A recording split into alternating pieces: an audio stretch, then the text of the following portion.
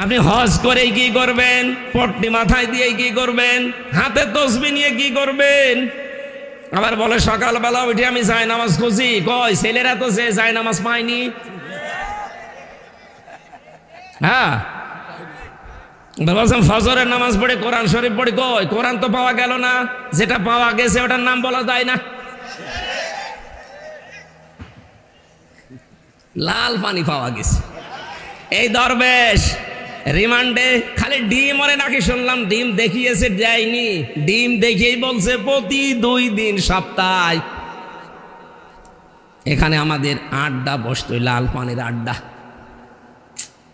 আপনি জায়নামাজ যদি খুঁজবেন, কোরআন শরীফ পড়বেন ফজরের পরে, এ পানির বোতল কিসের?